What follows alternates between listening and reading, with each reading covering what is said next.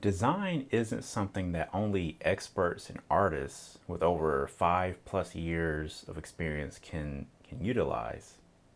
In our current era, where we have access to so much information, you too can leverage the basics of design. And after this video, you'll have a better understanding of design and will be able to implement that into your brand development. And I want to expound upon what design really can be for you. I went to school for graphic design, so my understanding of design in and of itself is very formal and academic. However, the implementation of design has gone far beyond just school projects and any job position. I use design techniques and principles in every aspect of my life, from interior decorating to decorative art pieces to even gardening. Design thinking is just a way of living life. In his book, A Whole New Mind, Daniel Pink quotes design scholar John Heskett saying, "Design, stripped to its essence, can be defined as the human nature to shape and make our environment in ways without precedent in nature, to serve our needs and give meaning to our lives." So with this definition, we can derive from it that design is comprised of utility and significance. And we're going to see how the difference between these two categories will affect your business. But first, let's dive deeper. Utility relates to a thing's function and its base requirement, like a chair, for example. A chair is built to support the weight of a person. But the significance of something will be more so the aesthetic of it.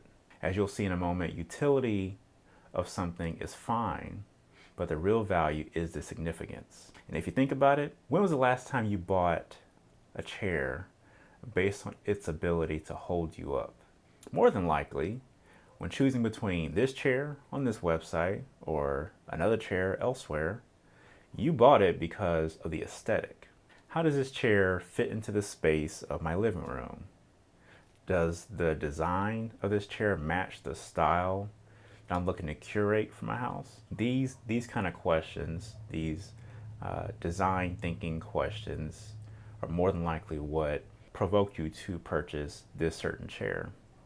And this concept translates into your business. Your base function is to provide a product or service. Now, thanks to abundance, as we mentioned in a previous video, that's not enough. This is where design comes in. As I've learned over the years through creating art and reading, I've gathered that design doesn't just relate to the visual appearance of something, but the way in which an idea is packaged. So here are 3 ways to implement design thinking into your brand. First, consider how your particular product or service might stand out from the competition by diving into its significance. What is the meaning behind your business? What is your mission statement? What do you stand for?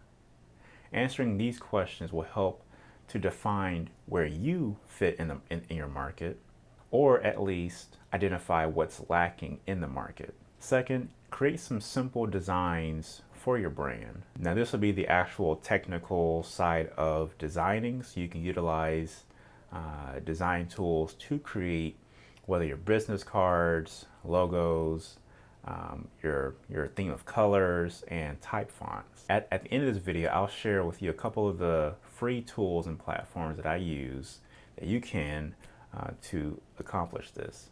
Third, consider the customer experience from beginning to end. What does that look like for your business? It could be the floor layout at your storefront. It could be the online shopping experience. Now, I'm a big fan of exploring my own products. So go through that customer journey yourself. Walk through your store as a customer would and look at it through their eyes. Go to your website and go through that process of purchasing an item. And with this exercise, ask yourself, are there any roadblocks? Is there any friction that would make it harder to navigate through your store or platform? If so, then correcting those roadblocks will make the journey a lot smoother, thus shortening the gap between curious bystander to paying customer.